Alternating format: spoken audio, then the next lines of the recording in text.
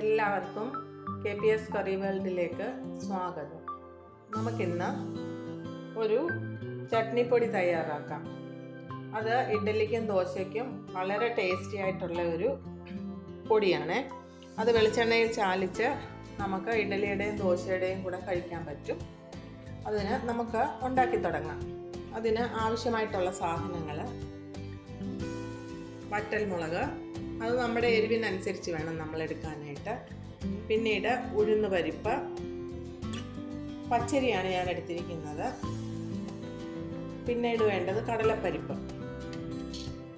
ഉഴുന്നും പച്ചരിയും എടുത്തിരിക്കുന്നത് ഈ അളവ് പാത്രത്തിന് ഓരോ കപ്പ് വീതമാണ്. കടലപ്പരിപ്പ് 1/4 കപ്പ് എടുത്തിട്ടുള്ളൂ. പിന്നീട് നമുക്കതിന് വേണ്ടത് കുറച്ച് 1.5 സ്പൂണുള്ള എള്ളെണ്ണ വേണം. പിന്നെ കായം 1 കഷ്ണം, കുറച്ച് കറിവേപ്പില. ഇത്രയുമാണ് നമുക്ക് ഉണ്ടാക്കാൻ. ഉപ്പ് വേണം. ഇതാണ് നമുക്ക് ഉണ്ടാക്കാൻ ആവശ്യമായിട്ടുള്ള സാധനങ്ങൾ. ഒരു പാൻ അടുപ്പത്ത് ചൂടാവാനായിട്ട് വെച്ചിട്ടുണ്ട്. ഇനി നമുക്ക് ഓരോന്നോരോന്നായിട്ട് ഇട്ട് വറുത്തെടുക്കാം. ആദ്യമേ നമുക്ക് ഉഴുന്ന് വറുത്തെടുക്കാം. ഇത് എൻ്റെ അമ്മ ഉണ്ടാക്കി തന്നുകൊണ്ടിരുന്ന ഒരു ചട്നിപ്പൊടിയാണ്.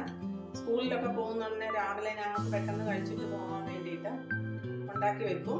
എന്നിട്ട് ഇഡ്ഡലിയോ ദോശയോ ഉണ്ടാക്കുമ്പോൾ അതിൻ്റെ കൂട്ടത്തിൽ വെളിച്ചെണ്ണയിൽ ചാലിച്ച് ഈ ചട്നിപ്പൊടി തരും. വളരെ ടേസ്റ്റിയാണ്. ഇതിൻ്റെ പേര് അമ്മ പറയുന്നത് മിളകായപ്പൊടി എന്നാണ്. എന്താണെന്ന് എനിക്കറിയത്തില്ല. മിളകായപ്പൊടി തന്നെ ആണോ എന്നും അറിയത്തില്ല. പക്ഷെ അമ്മ പറയുന്നത് മിളകായപ്പൊടി എന്നാണ്.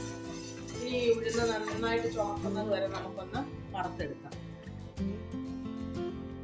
നമ്മുടെ ഉഴുന്ന് നന്നായിട്ട് ചുമന്ന് വന്നിട്ടുണ്ട്. ഈ പരുവത്തി വേണം വാങ്ങാനായിട്ട്. കറണ്ട് ഇല്ല രാവിലെ, ഇൻവെർട്ടറിൻ്റെ ലൈറ്റ് മാത്രമേ ഉള്ളൂ. അതുകൊണ്ടാണ് അത്ര വെളിച്ചം പോരാത്തത്. ഇനി നമുക്ക് അരി ഇട്ട് മൂപ്പിക്കാം. അരി നന്നായിട്ട് പൊരിഞ്ഞു വരുന്നത് വരെ മൂപ്പിക്കണം.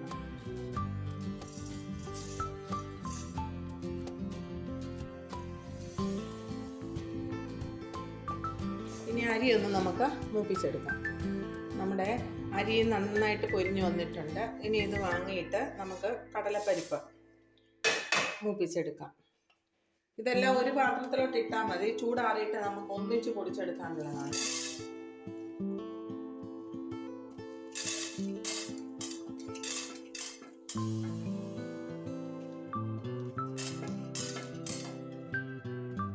ഇനി പരിപ്പൊന്ന് നമുക്ക് മൂപ്പിച്ചെടുക്കാം. നമ്മുടെ കടലപ്പരിപ്പ് നന്നായിട്ട് മൂത്ത് വന്നിട്ടുണ്ട്. അതിനി നമുക്ക് വാങ്ങിയെടുക്കാം. ഇനി നമുക്ക് ഒരു സ്വല്പം നല്ലെണ്ണ ഒഴിച്ചു കൊടുക്കാം. ചെറിയ സ്പൂൺ നല്ലെണ്ണ ഒഴിച്ചാൽ മതി. കായവും കറിവേപ്പിലയും മുളകും നമുക്കൊന്ന് മൂപ്പിച്ചെടുക്കണം. ആദ്യമേ നമുക്ക് കായം ഇട്ട് മൂപ്പിച്ചെടുക്കാം. 1 കഷ്ണം കായം ഇങ്ങനെ ഇടാം. അന്നേരം എന്തുവേണം പൊരിഞ്ഞിട്ട്.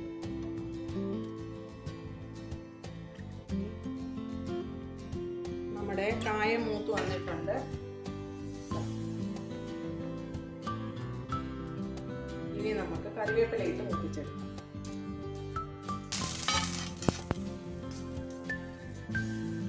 നമ്മുടെ കറിവേപ്പില മൂത്ത് വന്നിട്ടുണ്ട്. അത് വാങ്ങാം. ഇനിയും നമുക്ക് മുളക് വറുത്തെടുക്കണം. അതിൽ സ്വല്പം എണ്ണമയം ഒക്കെ ഉണ്ട് ഈ പാത്രത്തിനകത്ത്. ഇതിനകത്ത് നമുക്ക് മൂപ്പിച്ചെടുക്കാം. നമ്മുടെ മുളക് മൂത്ത് വന്നു. ഗ്യാസ് ഓഫ് ചെയ്യാം. നമുക്ക് ഈ മുളകും കൂടി ഇതിൻ്റെ കൂടെ ചേർത്ത് കൊടുക്കാം. ഇനി ഇതെല്ലാം നന്നായിട്ട് തണുത്ത് കഴിഞ്ഞിട്ട് നമുക്ക് പൊടിച്ചെടുക്കാം. ഇന്നത്തെ വീഡിയോയ്ക്ക് അത്ര തെളിച്ചം കാണത്തില്ല. കാരണം കറണ്ട് ഇല്ലാത്തത് കൊണ്ട് ഇൻവെർട്ടറിൽ വർക്ക് ചെയ്യുന്ന ഒരു ബൾബ് മാത്രമേ അടുക്കളയിലുള്ളൂ. അതുകൊണ്ടാണ്. എല്ലാവരും ഒന്ന് ക്ഷമിക്കണം ഇന്നത്തെ ദിവസം. നമ്മുടെ വറുത്ത് വെച്ചിരിക്കുന്ന സാധനങ്ങളുടെ എല്ലാം ചൂടാറി. ആദ്യമേ കായവും മുളകും കൂടി ഇട്ട് നമുക്കൊന്ന് പൊടിച്ചെടുക്കാം. കായവും മുളകും കൂടി ഇട്ട് പൊടിച്ചു. അതിന് ശേഷം നമ്മൾ ബാക്കിയുള്ളതും കൂടി ഇട്ട് നന്നായിട്ട് പൊടിച്ചെടുത്തു. നമ്മൾ പൊടിച്ചെടുത്തു. അധികം നന്നായിട്ട് പൊടിയണ്ട, ഒരു റവ പരുവത്തി പൊടിഞ്ഞാൽ മതി. ഇനി ഇതിലേക്ക് നമുക്ക് ആവശ്യത്തിന് ഉപ്പ് ചേർത്ത് ഒന്നുകൂടെ ഒന്ന് പൊടിച്ചെടുക്കാം. നമ്മുടെ മിളകായപ്പൊടി തയ്യാറായി. ഇതെല്ലാവരും ഒന്ന് ഉണ്ടാക്കി വെക്കുവാണെങ്കിൽ വളരെ പെട്ടെന്നാണ്, എത്ര നാൾ വേണമെങ്കിലും കേടാവാതിരിക്കും. നമുക്ക് ആവശ്യമുള്ളപ്പോൾ ആവശ്യത്തിനെടുത്ത് വെളിച്ചെണ്ണയിൽ ചാലിച്ച് ചമ്മന്തി കൂട്ടുന്നത് പോലെ ദോശയോ ഇഡ്ഡലിയോ ഒക്കെ കഴിക്കാനായിട്ട് വളരെ സ്വാദിഷ്ടമായ ഒരു ചട്നിപ്പൊടിയാണ്. എല്ലാവരും ഉണ്ടാക്കി നോക്കണം.